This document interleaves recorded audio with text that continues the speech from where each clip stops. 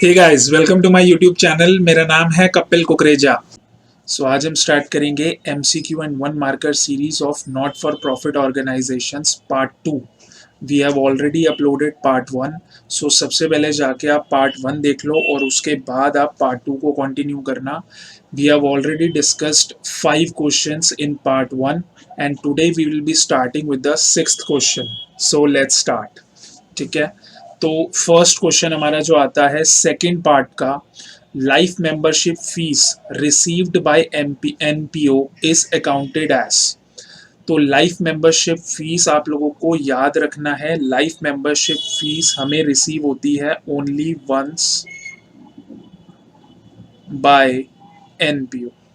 तो ये not for profit organisation को अपनी पूरे लाइफ टाइम में एक बार रिसीव होती है और ये एक कैपिटल रिसिप्ट माना जाता है। तो कैपिटल रिसिप्ट, एक पॉइंट और यहाँ पे याद रख लेना, ये सारे कैपिटल रिसिप्ट लाइबिलिटी साइड पे जाते हैं ऑफ बैलेंस शीट। ठीक है, ऑफ बैलेंस शीट। तो अगर आप लोगों को रिवेन्यू रिसीट को कहीं पे ले जाना है तो रिवेन्यू रिसीट को आप लेके जाते हैं इनकम एंड एक्सपेंडिचर अकाउंट में। क्लियर है बात? और कहाँ पे लेके जाते हैं? रिसिप्ट साइड पे, यानी कि इनकम साइड पे। तो इसका सही आंसर है कैपिटल रिसीट और ये लाइबिलिटी साइड पे आएगा। तो पढ़ते हैं अपने नेक्स्ट क्वेश्चन की तरफ। Question number 7, salaries paid during the year. तो सैलरीज पेड ये एक न्यूमेरिकल क्वेश्चन है, सबसे पहले याद रख लेना। तो छोटा सा न्यूमेरिकल है, कैसे सॉल्व करना है आपको डिटेल में बता देता हूँ। Salaries paid during the year 36,000, salaries paid in advance at the end of previous year were rupees 54,000। तो end of the previous year, यहाँ पे आपको ये बात समझनी है। end of the previous year का मतलब होता है current year का beginning। तो जब आप ये वाली बात को बहुत अच्छे से समझ जाओगे कि प्रीवियस ईयर का एंड मींस करंट ईयर का ओपनिंग बैलेंस या ओपनिंग 54,000, बस आपको ये दो इंफॉर्मेशन दी हुई हैं और आपको बताना है कि सैलरीज में इनकम एंड एक्सपेंडिचर अकाउंट में कितना अमाउंट जाएगा। तो मैं आपको इसको सॉल्व करने का एक पूरा प्रोसीजर बता रहा हूँ, आप उस पूरे प्रोसीजर में सारी आइटम्स को फिल कर सकते हैं। सो लेट्स स्टार्ट। तो सबसे पहले आपको ये समझना है कि salaries paid during the year कितना है।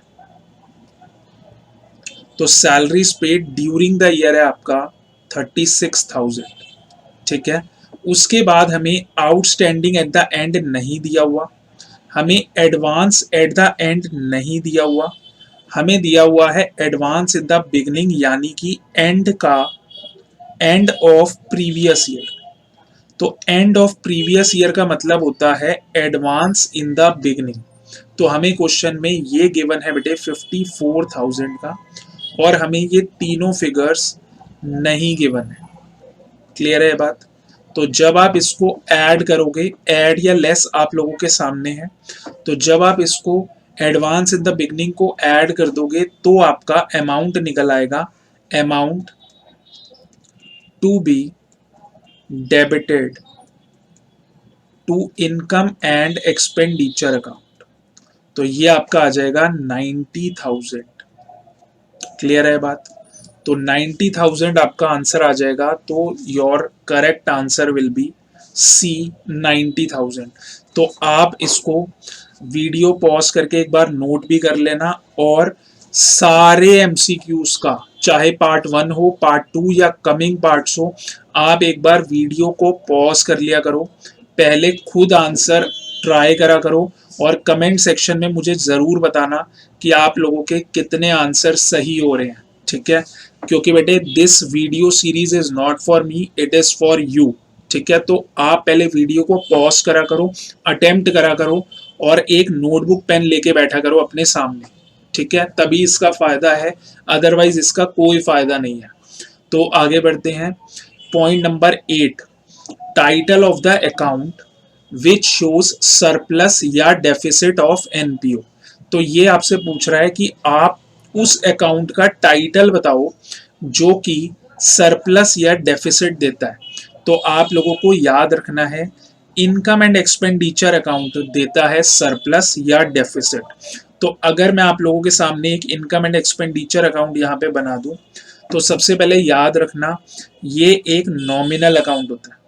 कौन सा अकाउंट होता है? एक नॉमिनल अकाउंट होता है, जिसके डेबिट साइड पे आता है एक्सपेंडिचर और क्रेडिट साइड पे आती है इनकम्स। ठीक है जी। तो इसका सेम रूल चलता है जो आपका नॉमिनल अकाउंट का रूल चलता है, डेबिट ऑल एक्सपेंसेस या losses and credit all incomes and gains. तो आप लोगों को याद रखना है, जब आप यहाँ पे सारे एक्सपेंडिचर्स डाल लोगे, यहाँ पे सारी इनकम्स आप डाल लोगे, तो डेबिट साइड पे आपका अगर बैलेंस आता है, यहाँ पे एक बैलेंसिंग फिगर आती है, तो इसे बोला जाता है सरप्लस। और अगर क्रेडिट साइड पे यहाँ पे आता है तो ये आपका डेफिसिट माना जाता है। ठीक है। जैसे आप क्लास 11th में करते थे, यहाँ पे आपका निकल के आता था नेट प्रॉफिट और यहाँ पे आपका निकल के आता था नेट लॉस। तो इन द सेम वे यहाँ पे आपका सरप्लस निकलेगा एंड क्रेडिट साइड पे आपका डेफिसिट निकलेगा। तो this is your income and expenditure account. So the correct answer is B. So let's go to question number 9। Main source of income for a not for profit organisation is. तो याद रखना, main source of income जो होता है not for profit organisation का, वो rent बिल्कुल भी नहीं होता, सैलरीज बिल्कुल भी नहीं होता। The answer to this question is donations and subscriptions. तो ये सबसे ज्यादा मिलते हैं नॉट फॉर प्रॉफिट ऑर्गेनाइजेशंस को, और सेल ऑफ एसेट्स भी नहीं होता। क्लियर है ये बात? क्लियर है। So let's go to our last question for the day. Identify revenue receipt from the following. Revenue receipt, पहले सबसे पहले एक बात समझ लो रेवेन्यू रिसीट के बारे में। Revenue receipt first of all आपका शो होता है इनकम एंड एक्सपेंडिचर अकाउंट में। दूसरी बात इसके बारे में ये समझ लो कि जो रेवेन्यू रिसीट होती है ये रेगुलर बेसिस पे आपको मिलती है। क्लियर है बात? रेगुलर बेसिस पे, प्लस ये not for any specific purpose होती है, नॉट फॉर स्पेसिफिक पर्पस। तो अगर कोई स्पेसिफिक पर्पस के लिए आपको रिसीट हो रही है तो वो रिसीट मानी जाती है कैपिटल रिसीट। मैं दोबारा बोल रहा हूं, अगर कोई स्पेसिफिक पर्पस के लिए आपको मिल रही है तो वो आपकी मानी जाएगी एक कैपिटल रिसीट। क्लियर है बात? क्लियर है। तो अब यहाँ पे इसको एनालाइज करते हैं। सबसे पहला donations for building. Donations for building आपको किस पर्पस से मिल रहा है? बिल्डिंग के पर्पस से। तो ये एक स्पेसिफिक रिसीट है, देयरफॉर ये कैपिटल रिसीट मानी जाएगी, तो ये हमारे लिए आंसर नहीं है। सब्सक्रिप्शन, तो बिल्कुल सही आंसर है सब्सक्रिप्शन। सब्सक्रिप्शन आपको रेगुलर बेसिस पे मिलती है और उसका कोई स्पेसिफिक पर्पस नहीं होता, देयरफॉर ये माना जाएगा एक revenue receipt. Life membership fees we have already discussed, it is a capital receipt, आज ही हमने डिस्कस करा है। और लेगेसी डोनेशन फॉर लाइब्रेरी, ये आपको लाइब्रेरी के स्पेसिफिक पर्पस से मिला है, इसलिए ये भी कैपिटल रिसीट नहीं माना जाएगा। तो उम्मीद करता हूं आपको आज के 5 क्वेश्चंस बहुत अच्छे से समझ आए होंगे। अगले 5 क्वेश्चंस बहुत जल्दी अपलोड होंगे, आप इसको प्रैक्टिस करते रहो डेली बेसिस पे और अपने कोर्स को कंप्लीट कर लो बहुत जल्दी।